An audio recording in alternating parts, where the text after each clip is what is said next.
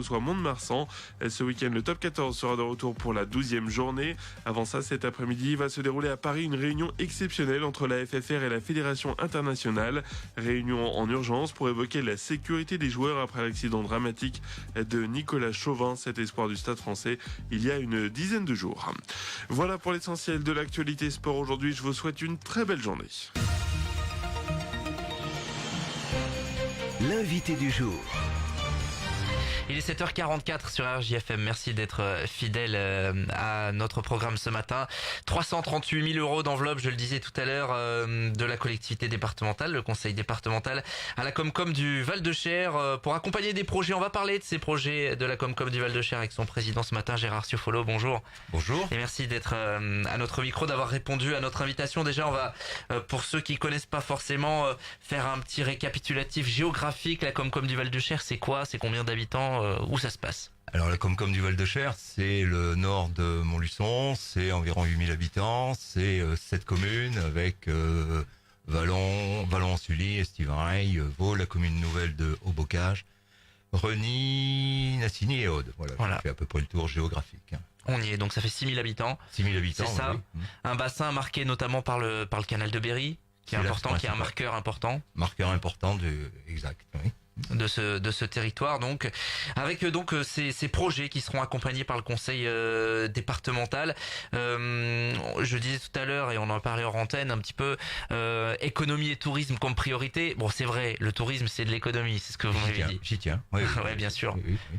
Alors justement, ce canal de Berry c'est un marqueur, et la volonté c'est de continuer de développer l'activité autour de cet ancien canal, autour du tourisme. Autour du tourisme, c'est l'axe principal de notre développement touristique sur la Comcom du Val-de-Cher, mais également sur l'ensemble du territoire et notamment de l'Office de tourisme intercommunautaire de Cœur de France. Nous avons répondu à l'appel à projet lancé par la région sur justement cet axe touristique. Nous avons été retenus et donc notre territoire fait partie des projets avec notamment une porte d'entrée touristique qui est prévue à Vallon-en-Sully, mais on y reviendra sans doute sur le descriptif des différents projets touristiques. Alors justement, venons-en à ces projets touristiques. Il y a notamment la volonté de développer l'activité de navigation sur le canal de Berry. Alors quand le CPIE a cessé son activité, la communauté de communes a repris l'activité bateau électrique et on la développe de plus en plus. On s'aperçoit que c'est quelque chose qui a un franc succès auprès des touristes. Notre fréquentation est de plus en plus importante et donc on veut développer cet axe. C'est quelque chose qui est demandé, même si on ne peut pas faire de longues randonnées sur le canal dans la mesure où il n'est pas praticable, on va dire, sur une grande longueur. Alors là, c'est un projet quand même à 80 000 euros. Concrètement, qu'est-ce qui va être mis en place? On sait que ça s'inscrit pleinement dans ce que veut le conseil départemental autour de l'allié pleine nature. C'est vraiment... Ça comprend le développement des bateaux électriques, bien entendu, et puis le développement de l'itinérance douce sur tout le long de la voie verte entre Vallon-en-Sully et Vaud, c'est-à-dire sur notre territoire. Voilà. Grossièrement, voilà ce à quoi ça correspond. Il y a vraiment des touristes à aller chercher là, vous le sentez? Oui, il y a des touristes à aller chercher. Si vous voulez, le principe, c'est que si on a participé à la création de l'Office de tourisme intercommunautaire, c'est que on pense que tout seul dans notre petit coin, on n'a pas la capacité à aller chercher du touriste, et que, si je peux me permettre cette expression, et que c'est en étant ensemble, en ayant une force un peu plus importante, et donc une communication un peu plus importante, que l'on peut faire en sorte que le touriste vienne sur notre territoire d'une façon globale et reste un peu plus longtemps que ce qu'il ne fait à l'heure actuelle sur notre territoire. Mmh. Alors un autre projet, et c'est à proximité, il y a le développement du musée du canal de Berry, avec la restauration et la rénovation. C'est un équipement qui mérite à être davantage connu, ce musée. Alors, c'est un équipement qui mériterait d'être plus connu. Je suis pas persuadé que tous les habitants de Montluçon savent qu'il existe et ce à quoi il ressemble.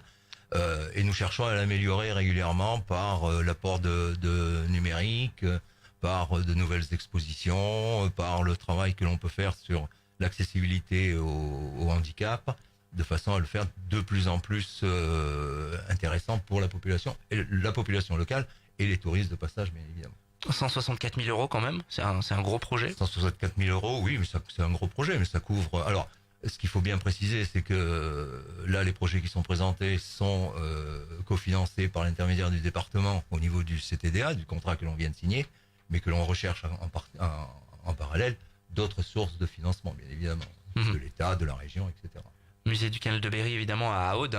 Magnette. Oui, Magnette, oui, j'ai oublié de le préciser. Bien sûr. On en parle assez régulièrement sur cette antenne, effectivement.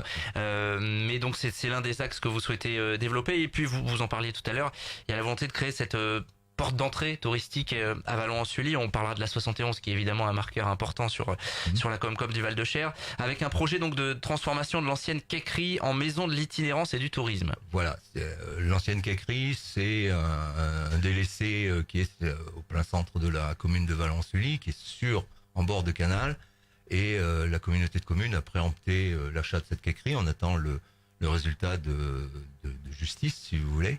Effectivement, un des buts du rachat de ce bâtiment, qui représente environ 600 mètres carrés au sol, ce serait de créer pour une partie une des portes d'entrée, c'est-à-dire pas un office de tourisme, mais un office d'information touristique à l'entrée de la voie verte et à l'arrivée de la voie verte qui est en construction au niveau du Cher. Voilà. Donc Vallon devrait devenir un nœud entre la partie nord-sud, on va dire, du Cher et de l'Allier, et la partie est-ouest sur les liaisons entre le pays de Troncé, Hérisson et le pays d'Uriel de l'autre côté.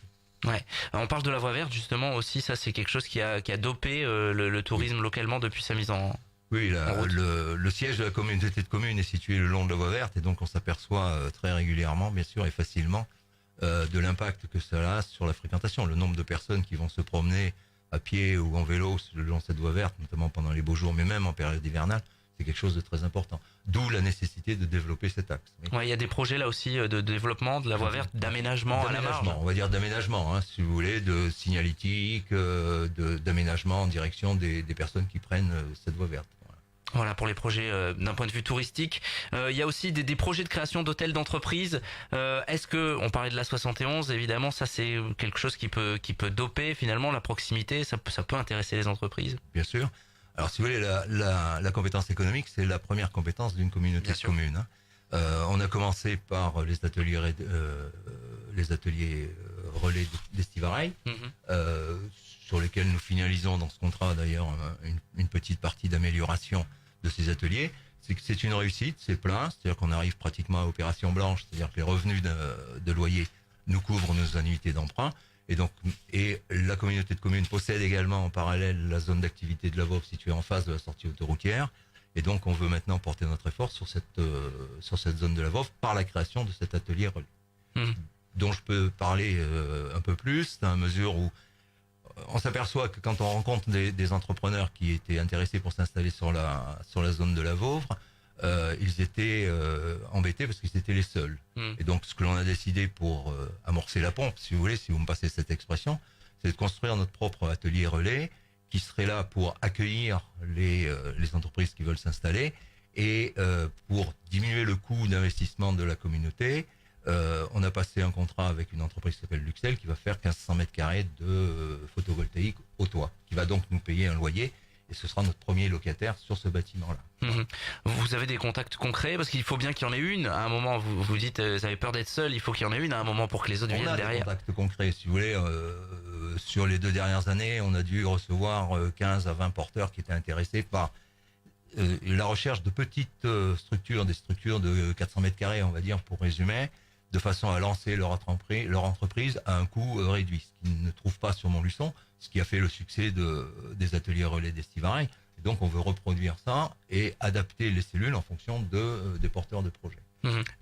Sur cet atelier relais, ce que je peux dire du point de vue actualité, le permis de construire a été accepté et l'architecte a été choisi. Donc on est sur une phase évolutive avec un début de construction vraisemblablement, si tout se passe bien, début mai à peu près, enfin au mois de mai. C'est le gros projet, à 900 000 euros pour cet hôtel d'entreprise. Il y a aussi un projet de réhabilitation des ateliers du Val-de-Cher pour le transformer en hôtel d'entreprise à Estivareil. Il nous reste 1 minute peut-être pour parler. Oui, ça passe rapidement. Il était question d'un rapprochement avec Montluçon Communauté, de faire votre entrée comme Marcia, le pays de Marcia l'a fait il y a quelque temps. Ça a été repoussé un petit peu. Est-ce qu'on a une échéance pour ça? Parce que c'est vrai que ça paraît logique là, que c'est des territoires qui se touchent. Je fais partie des gens qui le regrettent. Alors la différence avec Marcia, je regrette que ça ne se soit pas fait. La différence avec Marcillas, c'est que de par la loi, Marcillas était obligé de rentrer dans l'agglomération. Nous, ça n'a pas pu se faire, ça ne se fera pas avant les élections municipales, cela va sans dire. C'est pas maintenant qu'on va lancer un projet de ce genre. On s'est heurté à des difficultés de compétences que l'on a sur les territoires ruraux et que l'agglo ne veut pas, ou ce que j'arrive à comprendre, c'est ce que j'admets. Et donc c'est le partage de ces compétences. Nous, on a la compétence enfance, petite enfance, jeunesse, qui correspond à un axe aussi du contrat que l'on vient de signer avec le département. Et on tient à garder cet axe-là, on tient à garder cette compétence-là. C'était pas possible de la faire passer sur l'agglo, et donc on se heurte à des difficultés administratives. Il faudrait qu'on nous laisse un peu plus de liberté dans le cadre de fusion. Mais le sens de l'histoire, c'est que le Val-de-Cher, à terme, intègre Montluçon communautaire. C'est évident, ne serait-ce que dans la région Auvergne-Rhône-Alpes, si on pouvait faire une entité de 110 000 habitants, ce qui représente à peu près la population du pays, on aurait un peu plus de poids sur Lyon que l'on en a à l'heure actuelle. Merci Gérard Stiofolo d'être passé à notre micro, président de la Comcom du Val-de-Cher, pour parler donc de ces projets d'avenir. 7h55 sur RJFM. L'invité du jour.